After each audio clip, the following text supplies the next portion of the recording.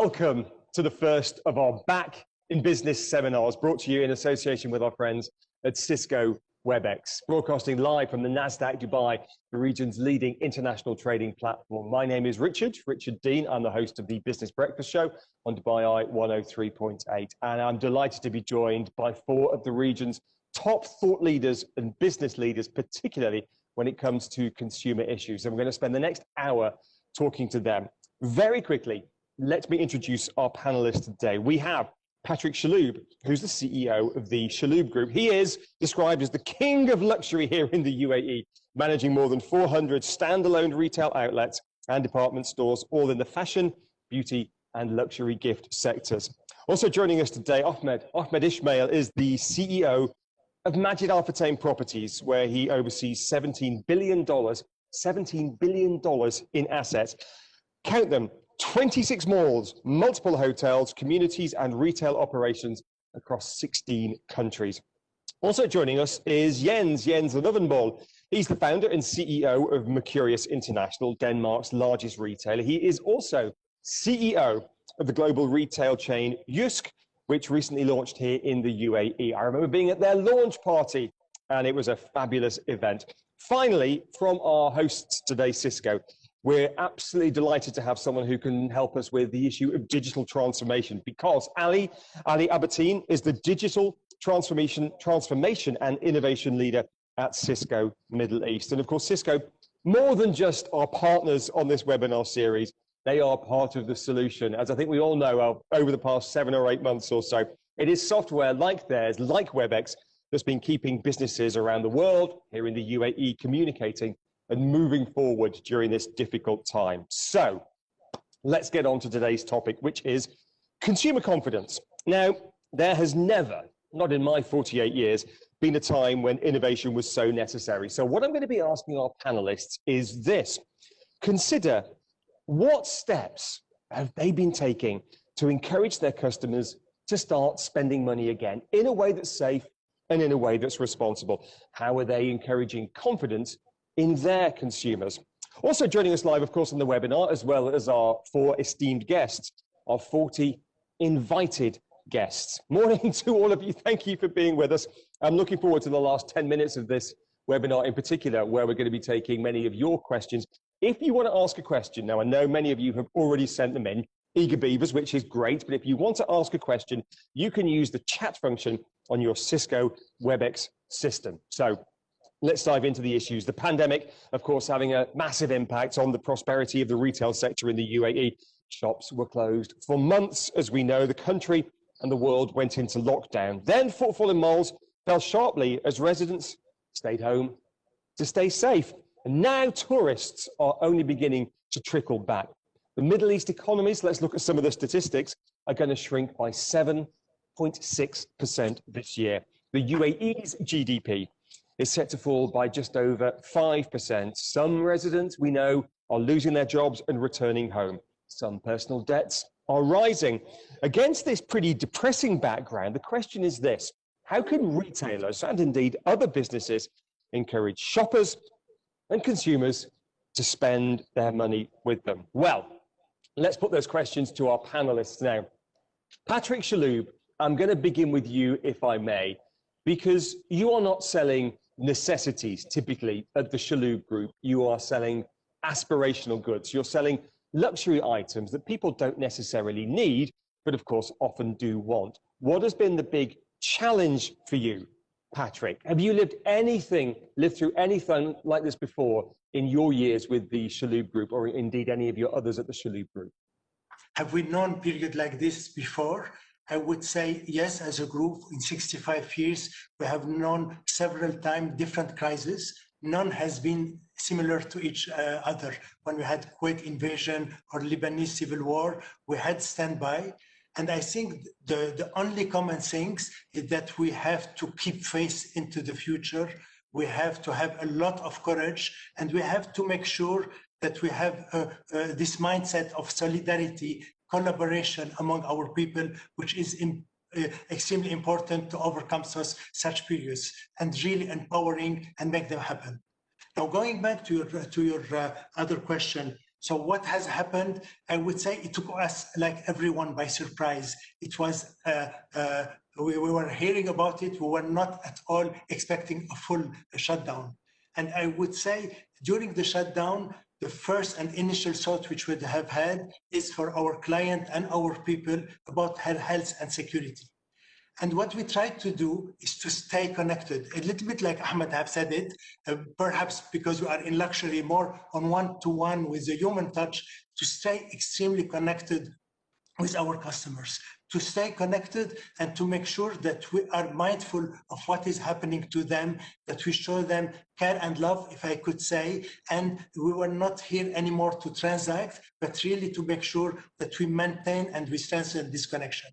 And during all that time where we maintain this connection with our customer, it helped us tremendously. One is that sometimes people wanted to breathe, and part of their breathe is to fulfill some of their dreams, and some of their dreams is luxury. So obviously we have transitioned to totally e-commerce, to totally home deliveries at that time, but we lost a large part of our business.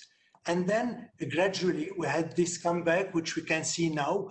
But the most important is we became absolutely hybrid. We want absolutely our customer to be able to find what he wants, to be able to discuss with us digitally, physically, to try to attract them if we want to attract them, but always remain extremely meaningful and relevant for them.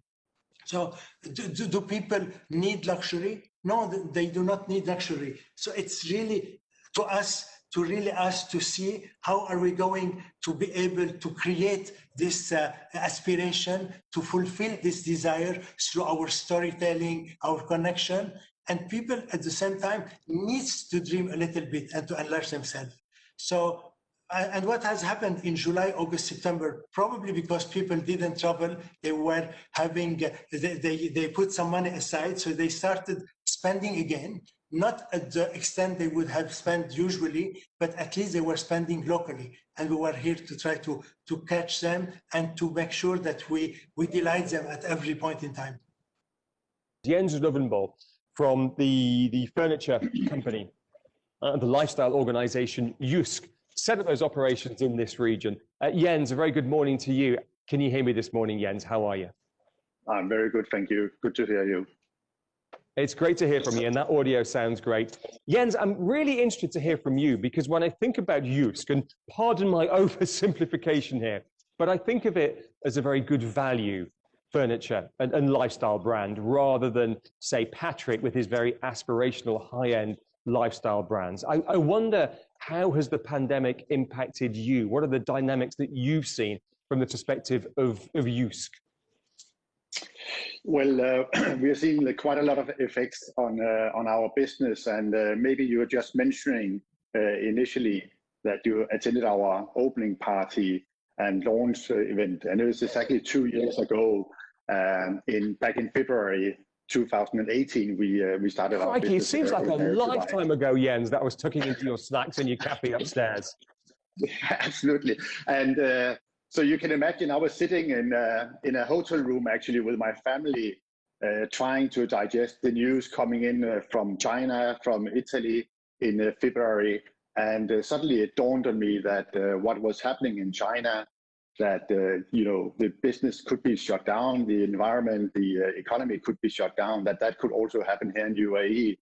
So I said to my family, we have to discontinue our staycation. I have to go home. I need to prepare a closing down plan for our business, because we might very soon find us in the same situation. So I can tell you, I've never tried to open a business for the sake of then just shutting it down 2 years later. So it was a bit of a moment for me, and something I will remember the rest of my time. So what we have found is people are looking for value for money. Obviously, there's a lot of people who have been forced to or have chosen to cocoon at home, working from at home, having the children studying from at home, and so on. So we have seen that people have been doing quite a lot of updates to their living spaces and entertainment spaces and working spaces, not the least, to the extent that we found it very difficult to keep up with all our customers' demand for new workstations at home and so forth. So definitely from a... So in terms of, Jens, if I can jump in there, if you can describe almost the two phases of what have happened. One is late March, maybe through to May, when retail was pretty much shut down, but e-commerce was still happening. What happened during that phase for you? What was in demand? What was not in demand? What happened to your revenue? And then maybe talk to us about the phase from, let's say, early May onwards, when gradually retail did reopen.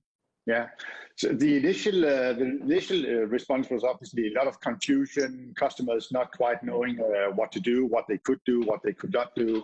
And what we found was the demand for ways of contacting us, convenience, all of these good words, which is very, very deeply ingrained into retail today, still were very much true. So we open up telephone lines for customers to call us and for us to call the customers. We suddenly found ourselves very busy doing business on WhatsApp, and not the least also on e-com. So very much remote business was the name of the game. We dropped quite substantially in business. It didn't close down.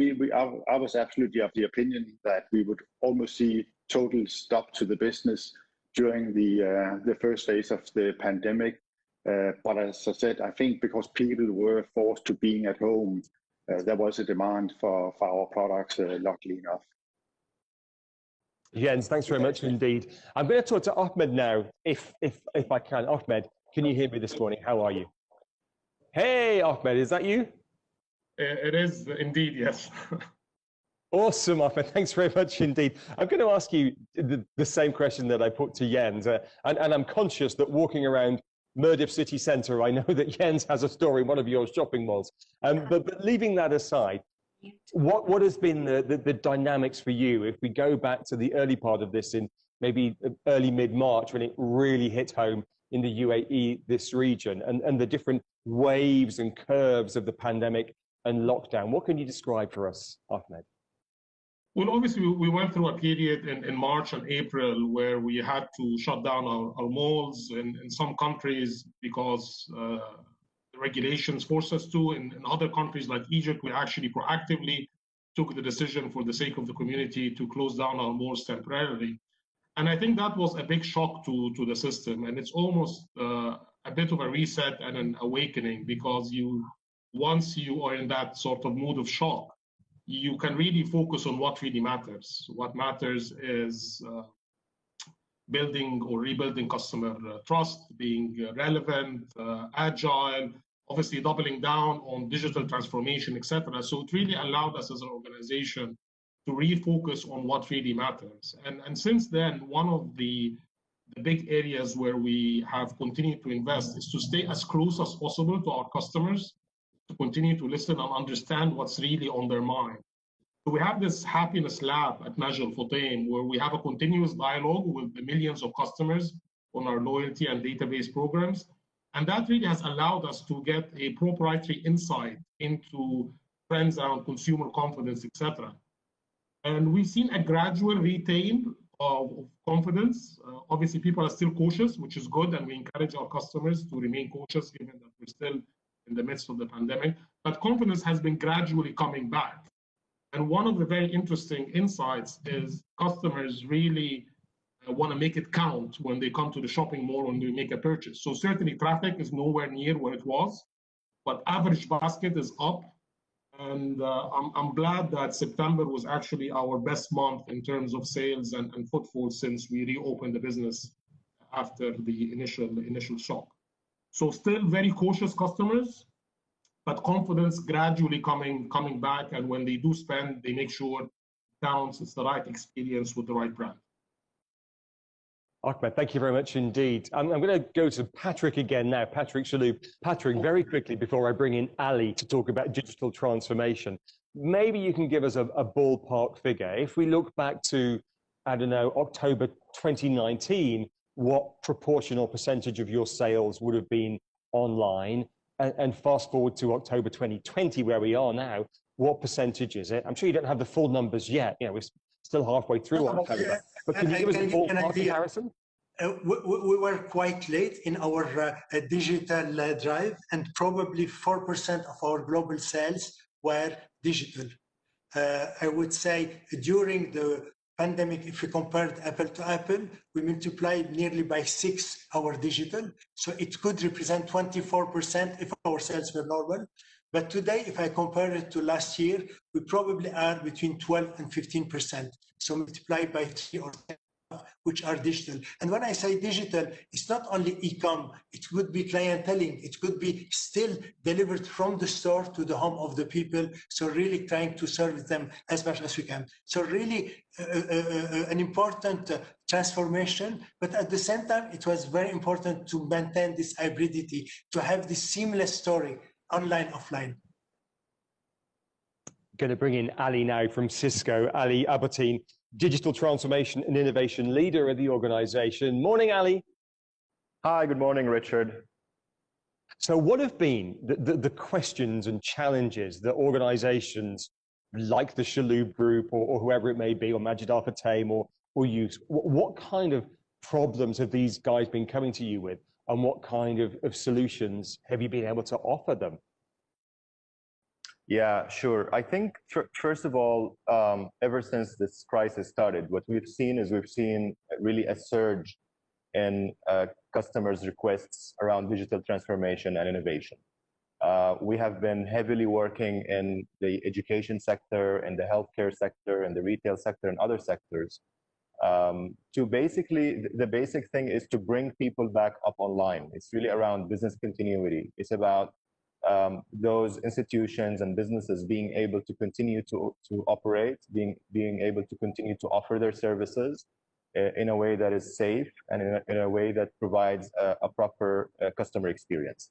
I think what we are going to experience in the immediate term is a lot of companies are going to be seeking digital transformation and innovation, and to really transform their operating models. I think let's not forget, when the crisis happened, I mean, it's not the only factor at play over here. COVID happened at a time when there is already an undercurrent of an economic crisis that's going on. There is already this massive digital disruption that is taking place in a lot of sectors and in a lot of industries, and some businesses were suffering already. There is a changing consumer behavior driven by millennials. Expectations around instant gratification, around getting authentic experiences. There's really a lot of things at play, and COVID came, and for some businesses it was sort of like the last punch in the face. So a lot of businesses are going to, like I said, go through different digital transformation journeys. For some, the journey has already started, and I think COVID has given it sort of like a push.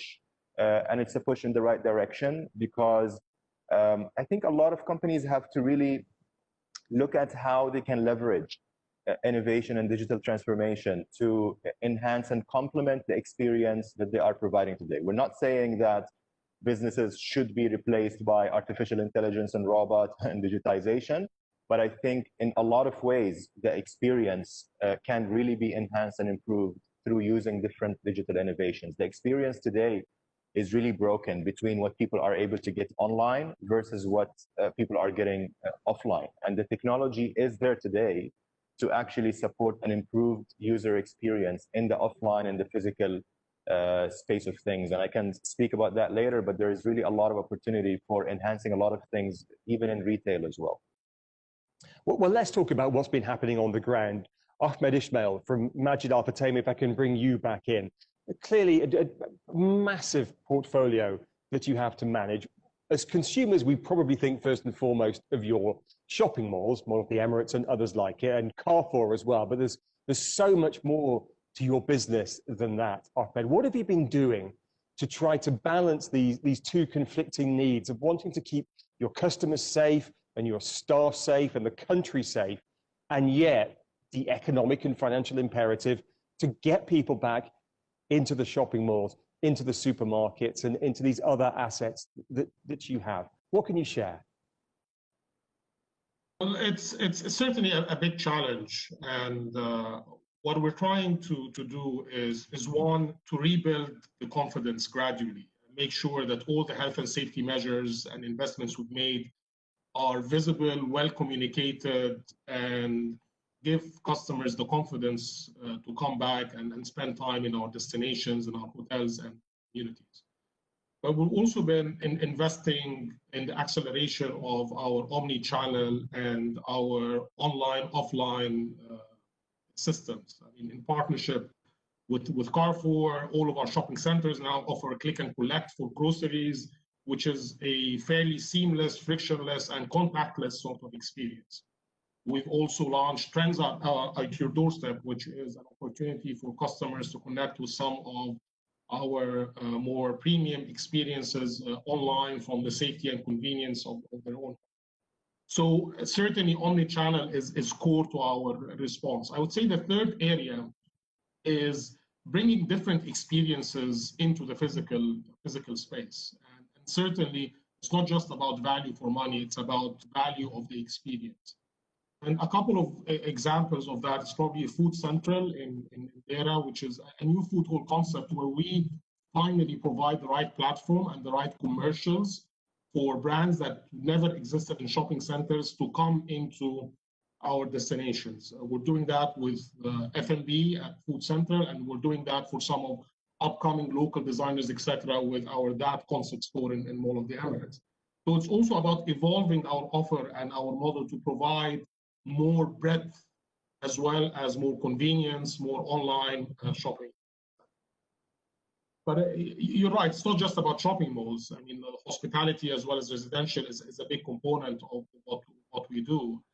And we know from talking to customers, and this is quite relevant, it's almost 1 in 3 people in the UAE are looking to change residences as a result of the events. And it's not always driven by affordability. It's actually more driven by a desire to have a better lifestyle, a more healthy lifestyle, a more focus on well-being, and certainly a more connection to the community. And that has allowed us to also capitalize on that in our community and residential business to offer not just more affordable, but more community-oriented and certainly more well-being-oriented residential offers. And I think that's a trend that's here to stay. That's something that we're going to see for the coming decade or so. So if we look at the shopping malls in particular, there was already, as you well know, a trend happening with malls becoming places of entertainment. The percentage of F&B and entertainment had been increasing for many, many years in shopping malls from North America to China and here in the Middle East as well. As more people are now comfortable of certainly buying their utilitarian products online, are we going to see shopping malls becoming more, one phrase I've seen is like circuses, just places of entertainment where we might buy something, but the acquisition of goods is almost secondary to the entertainment experience. Are we there yet? Will we ever get there, or will they predominantly remain for the next 10, 20 years citadels of commerce, places where we primarily go to buy stuff? Ahmed, your thoughts on that, and then I'd love to get the thoughts of Jens from Jysk as well. Well, in our portfolio, we have different sizes, different types of shopping centers. And I would say that the smaller community and neighborhood malls will continue to benefit from the accelerating trend towards local shopping and convenience. So these are anchored by grocery and other sort of essentials. So these shopping centers, that's almost half of our portfolio, will continue to be places where people go to buy. Our larger, more destinational malls have always been, in our mind, experiential places, places where you can create and experience great moments. And what we need to do here is to continue to invest in the experience, bring new experiential brands from many of our partners, and create these new models around F&B and retail that allow different brands that never existed in the shopping center, experience that never existed in the shopping center, to come and thrive in the mall. There will still continue to be a significant amount of retail that's conducted in the shopping center, but it has to be a type of retail that is relevant and experiential, not just a functional type of buying journey. So Jens, from your perspective, a similar question, shopping malls, and I know you have a standalone store here in Dubai, you have a store in a shopping mall, you have online as well. What's the future of bricks and mortar retail for you? It's if only I knew. Maybe one place to start would be to echo what Patrick was covering also. Prior to the pandemic and the outbreak and the close down and all this, we were around 3 to 4% of total sales came from what we call distance selling, which is phone, WhatsApp, e-commerce, and so on. Today, that's closer to 20%. It's stabilized around 20%, and it might even grow a little bit more, I think, in the near future. I believe, and the way we have created our stores has been very much on the focus on not necessarily selling products and selling stuff, but more creating an environment where people can go and have an inspiration experience. Home furnishing, and certainly Scandinavian home furnishing and modern furnishing is not entirely new to the region, but it's still something which is growing around the world.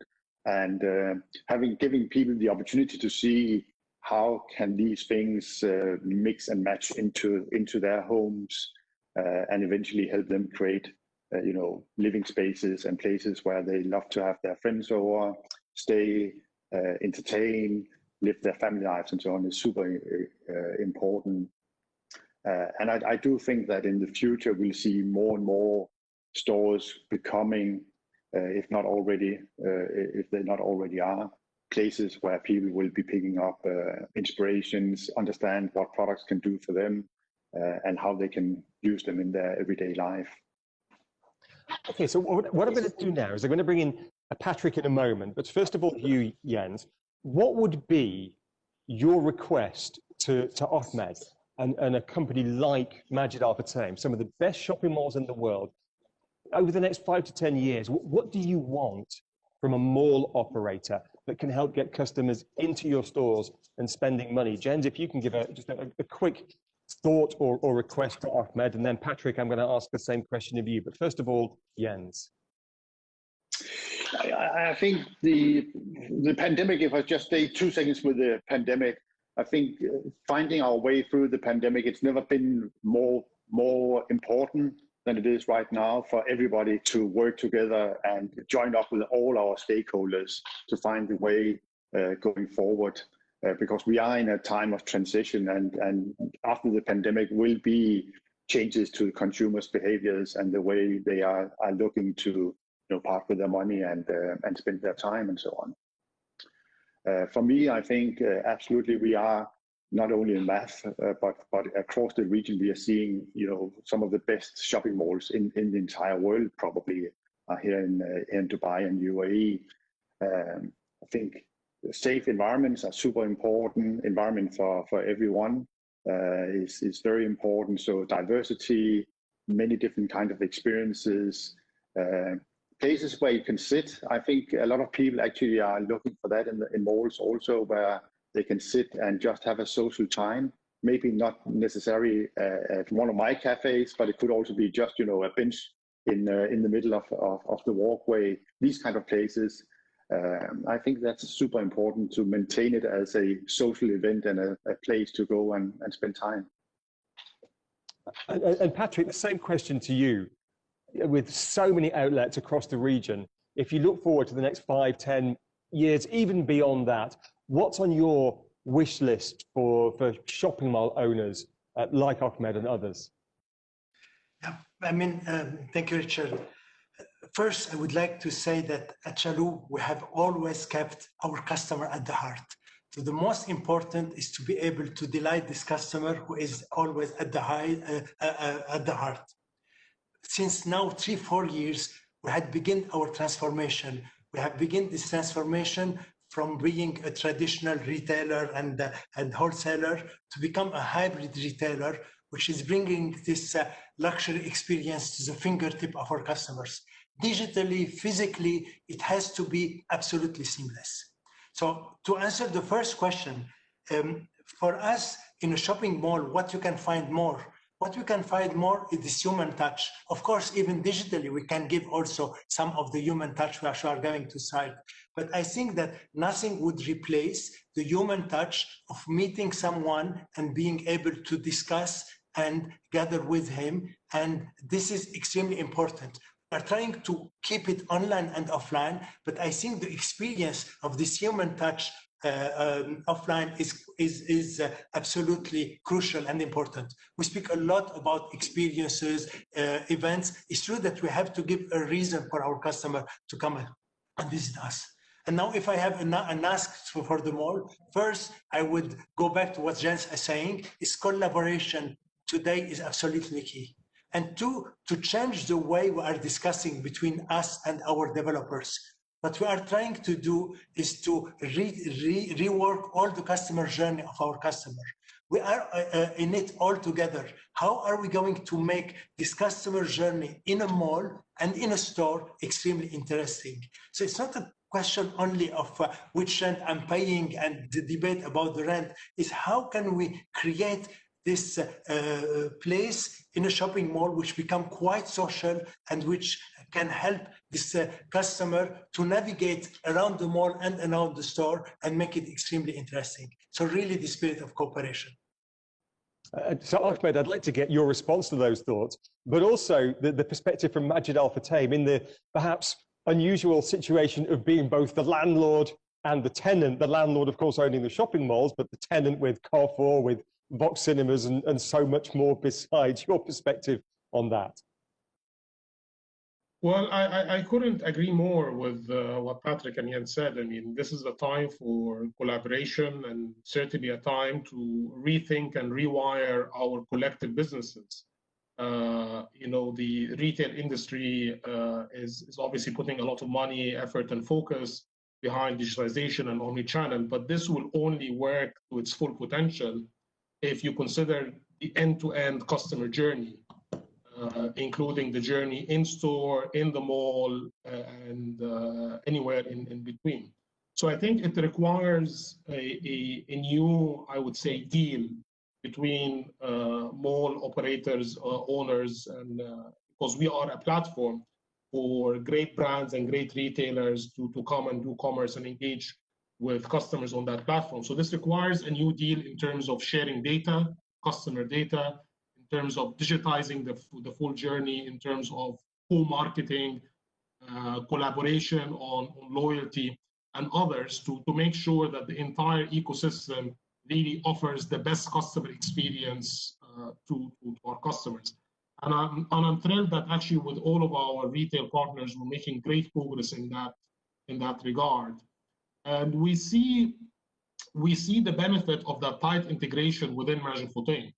I mean, if you look at the Carrefour experience in our shopping centers between click and collect, automated lockers, between personalization of the marketing that we're able to do based on our loyalty program with Carrefour, etc., it delivers tremendous value to both the retail side as well as the shopping mall side within Majid Futtaim, whether it's Carrefour, Vox, or any of our other brands. So this is really a time to rewire, rethink, and reimagine the end-to-end journey for our customers. Thanks very much indeed. We're now entering what we're calling the rapid fire phase of the webinar. We've only got about 15 or 20 minutes left, and I'm keen to get some questions from our 40 invited guests. So quick questions and quick answers from each of you. Ali, first of all, from Cisco's perspective, in terms of digital transformation, what are you doing to get people actually spending money, to have things like personalized marketing? How are you getting people to open their digital wallets? I think that I think it really varies on the companies that on the businesses that we're dealing with. I think there are businesses who see this as sort of like a temporary thing, a temporary situation that they're going through, and their business model has already been transformed in a certain way to, you know, they're digital, they're able to deal with the current situations. And I think for those businesses, the majority of their focus should be around just being able to sustain themselves, being able to sustain their teams, being able to create, continue to be relevant in people's mind and their customers' mind, and to continue to be present, especially in a super, super busy situation, to really weather the storm and be able to go to the other end of the spectrum of this thing. If you are on the lucky side, because there are some businesses who's been, the market condition has been favorable for them. If you're on the lucky side, it's also about being part of the community, not to be seen as profiteering from the situations, really being part of the community and looking at ways through which you can create that community around you. Now, I think there is a whole bunch of other businesses that are facing a different kind of reality. Those businesses the disruption is real, whether COVID or the other situations that we spoke about. And they really have to take a deeper look at how their businesses run and take a deeper look at how they're going to survive beyond this. I mean, if you are a type of business who people have to go to, you're an offline business people have to go to, or people love to go to, then having a digital strategy and having a digital plan is definitely going to differentiate you from your competitors. But if you are a business that people are loathing to go to offline and they really have a lot of good alternatives online for your types of products or services, then I think you're in deep trouble.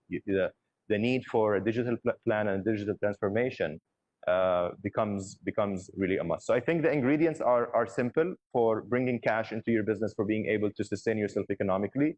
I think those ingredients are, you should have a clear digital strategy and a digital plan during this time. You should define your purpose very clearly to be something beyond just the material stuff, because consumers today are looking for meaningful experiences. They're looking for authenticity. And I would also complement the points brought up by Ahmed, Patrick, and Jens around really the importance of relationships and having stakeholders around you, having a healthy ecosystem of partners around you. Because as you go through this thing, there isn't one single entity that can do it alone. Everybody has to work together. You have to work through your partners. You even have to work through the regulators and the government. It really takes a massive teamwork for us, for all of us to be able to cross to the other thing of this thing. Very quickly, let me ask each of our other three panelists a quick question on loyalty and loyalty programs. Patrick, first of all, if I can turn to you, customer loyalty and loyalty programs. If you can give me your 60-second answer on what works and what doesn't, I'd love to hear that. And for us, loyalty is a two-sided loyalty. It's how our customers are loyal to us, but how we can demonstrate our loyalty to them. So it's a give and take. And how are we demonstrating the loyalty to them is by meaningful experiences, because it's not only about getting prices, discount, promotion, but it's also showing them a whole world of different access to information, connection, experiences. So for us, the most meaningful into the loyalty program is to try to understand our customer, connect with him, and be meaningful for him.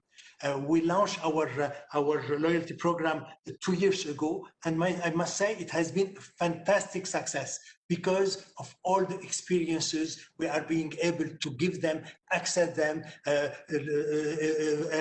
and which make it much more meaningful than anything else. So connect, interact with our customers. Ahmed, the same question to you from Majid Al Futtaim's perspective. Such a large organization. I know you've invested a lot of time, effort, money, and lots more besides in your share loyalty program. When you break it down and look at what's really working, what's really driving the business, which elements of that are the big winners? I would say a couple of things. I mean, building on what Patrick has mentioned. One is better customer intimacy and really understanding what customers want and need. So really getting a better insight into not just the shopping behavior, but the psyche of our customers. And the second biggest win is really personalization. Really being able to offer customers the right offer or the right experience that they're looking for at the right time, which has been for the shopping mall industry a big challenge traditionally. And I think with Share and with all the partnerships we've been able to do internally and externally, we've finally been able to crack through the knot of personalization for the shopping customers. A couple of other, or one other rapid fire question. This one has come in from one of our listeners, one of our viewers on the call, one of our 40 invited guests. Sales and discounts, do they work? Ahmed, first of all to you, and then I'll go to Patrick, and then finally I'll get a comment from Jens on that. Sales and discounts, the pros and cons, Ahmed. So obviously, aggressive sales and discounting drive a lot of footfall, drive a lot of volume. It's always at the expense of margins traditionally. I think today what is really very important is to think beyond sales and discounts, to think about value for money and experience for money, to be able to continue to bring customers back, to encourage them to spend, etc., and at the same time continue to have a sustainable commercial business model. Patrick, your thoughts on discounts and sales? I mean, discount and sales have always worked because it's a very easy attraction for the customers. But is it enough? I totally agree with Ahmed. It's about the value for money which we are giving. But today we have to go outside only the cycle of discount and sales, because we have to understand what really the customer wants. And what the customer wants is, from one side, value for money and the price, but from the other side, he wants personalization, he wants the contact, the touch, he wants the experiences which we have to give it. He wants the newness, he wants the exclusivity. So we really need to offer a whole bunch of elements, and sometimes we have to discount the products, or we have to make sure that we price it at the right price. But it's not enough. It's just a very easy way, which if it's only given, you will always have cheaper and cheaper and cheaper, but then you will not get all the different experiences which you really need. So we really need to complement it, and it's only part of the business. Jens, your thoughts very quickly on sales and discounts. What works, what doesn't work? And I'm conscious that typically your items will be at a lower price point than Patrick's Louis Vuitton handbags. Yeah, now everybody loves a good offer. I think I can put it that simple. Everybody is looking for a good deal, but then it obviously extends much beyond that. And I think from our side, what we are seeing more and more is responsive service. Very rapid service is super important also. Anybody asking a question on social media have to be answered very, very rapidly, immediately after, or very, very soon after. So this instant gratification, I think, is becoming even more important than discount. Very quickly, going to some of the questions we're getting in from our audience this morning. Tourism. We don't have many tourists here in Dubai at the moment, a few, but not many from overseas. What have been the pros and cons of that? Also, of course, we don't have tourists coming in, but over the summer, none of us left, really. So we were here spending money at home. First of all, Ahmed, from your perspective, the pros and cons of tourists. So tourism has been an important but not a massive component of our business for shopping malls. On the other hand, it is a big component of our hotel business. And that's a business where we've really had to, I would say, significantly reduce our cost structure to be able to operate at much lower break-even occupancies than before the pandemic. So certainly tourists haven't shown up this summer, but the resident population was here. There a lot of staycation business, plenty of trips to shopping and entertainment destinations. So that's great. But it has highlighted for us something that we've always appreciated in Management Fame, is really the value of the relationship and the loyalty of our local customer base. And it has sort of reminded us of the imperative to continue to invest in that relationship. I think we're starting to see some tourists come back.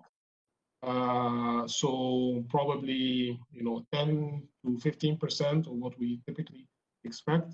We're hopeful that by the end of the year, with events like GITEX and the shopping festival happening earlier, we'll see the opportunity for some tourists to come in. But it's a huge unknown given sort of the global situation with the pandemic, flights, etc. So it's been a hit in some parts of our business, and in other parts of the business reminded us of the value of our local customer, our local business, for which we are very grateful. Patrick, a similar question to you. Obviously the downside is that the Chinese and the Russian tourists haven't been coming here spending money on luxury goods, but we've all stayed here. We've been a bit bored, and maybe we have been spending money on luxury goods. What have you seen? How have the dynamics worked out? We haven't seen the Chinese or the Russian, but we haven't seen also the Saudis and the people from Abu Dhabi, who are extremely important for us. So for luxury retail in Dubai, it has been quite catastrophic not to have the tourists. They represent between 40 and 60% of our business. And obviously, we have focused much more on our local clienteles and been able to work much more on them. We have been able also to continue the discussion with our customer, even if they are not into Dubai. But it have had an extremely negative effect on our businesses, not having those, and not only tourists, but business people who are coming also to Dubai. So I hope it will resurge slowly. But in other countries, in other cities, in Abu Dhabi, in Riyadh, in Kuwait, in other cities where we didn't have much tourists, on the contrary, we had a very positive effect because people were staying at home and we could work much more with them. Jens, I'm not going to ask you the tourism question. You sell furniture. Surely we don't have people coming in from Azerbaijan buying mattresses. Maybe we do to a certain extent. But I will ask you the question, Jens, that we've had from one of our listeners, one of our participants today, who says this: I believe there are positive signs of recovery and gaining consumer confidence at the moment. Do the speakers agree? Jens, agree or disagree? Your thoughts on that? I've been 9 years now in the region, and every year we experience people leaving and new people coming in. And certainly in my business, a big chunk of our business comes as people are coming in to live here and set up life and so on. And yes, I'm also seeing a resurgence of business in Dubai and beyond. We just opened our first store in Abu Dhabi yesterday, actually. So obviously we do hope and think there is a life after the pandemic breakout, and that people that will go on with their lives and find new ways. So yes, I do think it's out there. It's definitely happening. In terms of tourism, if I just one comment on that, for me, I think Dubai and UAE succeed on a thriving, diverse business environment, really. So whilst I don't sell many sofas to Chinese or Russian tourists coming in, we do have people who have been here on a holiday, settling down, maybe buying a second home here and wanting to finish that. So these things do create spillovers and new effects for all of us, I think. So again, working hand in hand, making sure that we have a thriving environment in the UAE is to our all's benefits, ultimately. If I can ask you the question, Jens, and you don't have to divulge your full financials to me, but in ballpark terms, if we look at your revenue for October 2020 versus October 2019, are you up a bit, down a bit, flat? What can you share? So what we saw were that really starting from July, we started to see numbers creeping above last year, and that trend has remained. That's on a comparable basis, but including e-commerce. So with our new stores opening, we opened one store on the Palm in Nakheel Mall and a new store in downtown Abu Dhabi. We will open another one in Yas Mall shortly, also in Abu Dhabi. We're definitely going to see our business continue to grow, and I would think as we get out of 2020. Originally, I thought when we closed down the business that we would maybe see half the sales of what we saw last year. Now I'm much more optimistic and definitely thinking we will see a good jump in total sales compared to last year. Ahmed, the same question to you, and I'd throw in a comment from Hari in the audience, who has said, to get people back through the doors and spending, are you tweaking your business model to perhaps focus more on more affordable brands and affordable goods? Ahmed, your perspective on that, just 1 or 2 minutes on that, please. So on sentiment, our own proprietary research in our Happiness Lab shows a couple of very interesting insights. One, the majority of UAE customers are happy and satisfied, almost 90% with the way the UAE has responded to the pandemic. So obviously, there is huge public trust that is a great platform to build on in terms of bringing back customers and bringing back business confidence. We're also can see clearly that even customers who've reduced the frequency of coming to the physical shopping center or to our restaurants or to our retail, most of them still pretty much miss a lot the experience. So it is a conscious choice out of caution today, but once they feel completely comfortable, people really miss that social connection and human touch that's quite important. And as a result, we've seen confidence in terms of spend come back. And as I mentioned earlier, September has been our best month in terms of footfall and sales in our shopping malls since the start of the pandemic. So these are really encouraging signs. And we're starting to see finally consumer confidence come back in terms of big purchases. So today, almost half of our customers are far more comfortable than March about committing to a new home and buying real estate. So these are all very positive signs, and these are signs that we need to build on. Now, to the question on whether we should become more oriented towards more value for money or not, it really depends on the location and the city where you operation. But I think ultimately we are more focused as ever on personalization and experiences.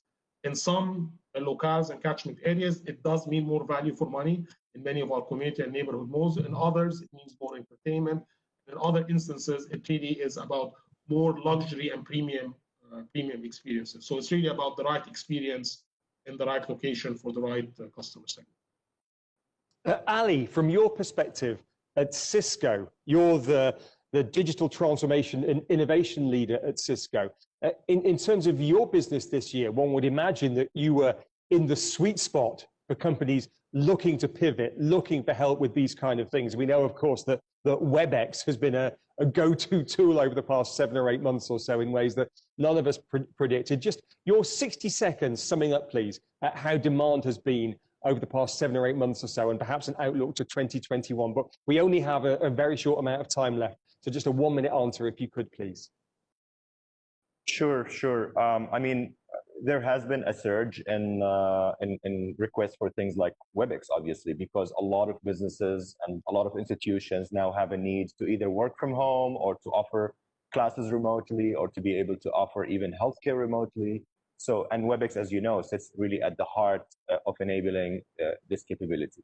I think for us as an organization, the focus has been primarily about how do we support the community around us, how do we support the locality in which each one of our offices operate within.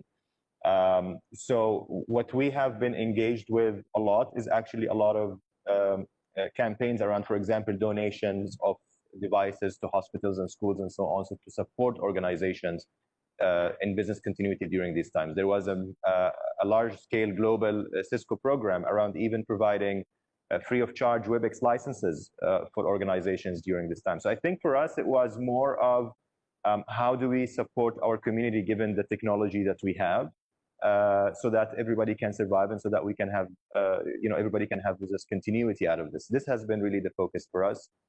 Yeah. Thank you very much indeed. A final word from Patrick, if we can please, Patrick, your final thoughts. Are we seeing a resurgence of consumer confidence, or is it too early to call that yet? Your 60 seconds to wrap things up, please, Patrick.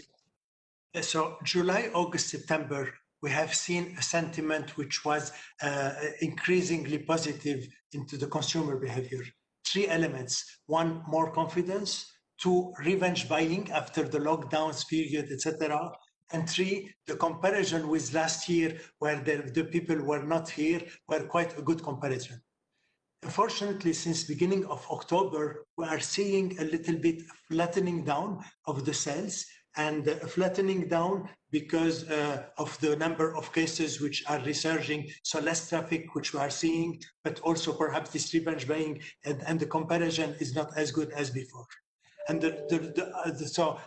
for our expectation in October, November, December, unfortunately, is not as good as last year, would be probably quite less than last year, but not as bad as before. And the last point I have is we have seen a lot of polarization of our business. So the top end of the market is doing quite well, and the lower end is doing quite well. It's the middle which has been quite squeezed in our consumer, which explain the people who are more squeezed are probably the middle class. Thank you. Shukran jazilan, Patrick. Thank you very much indeed to those insights. Thank you to Patrick Shaloub, who you just heard from, the CEO of the Shaloub Group, Ahmed Ismail, the CEO of Majid Al Futtaim Properties, Jens Levenborg, the founder and CEO of Mercurius International, best known for the Yusk furniture brand, and of course Ali Abbateen, the digital transformation and innovation leader at Cisco Middle East. Of course, thanks to Cisco WebEx, our partners for this series of events. This is the first one, but they will continue. Our hosts at this fabulous venue, the Nasdaq Dubai, the region's international financial exchange. Nasdaq Dubai's mission includes supporting UAE and other businesses, including SMEs, in their capital raising needs and relations with investors to help them to grow and prosper. It is a worthy mission, and we support them in that. Do not miss our next Back to Business session with Cisco WebEx on the 2nd of November, when we'll be discussing how companies can cut costs with, among others, Ziad Makhzoumi, the former CEO of Arab Tech. But for now, from Nasdaq Dubai, from Dubai I 103.8, from the Business Breakfast, from our friends at Cisco WebEx, and from myself, Richard Dean, it's been wonderful having you on board. Shukran jazilan. Thank you very much indeed, and we'll see you next time.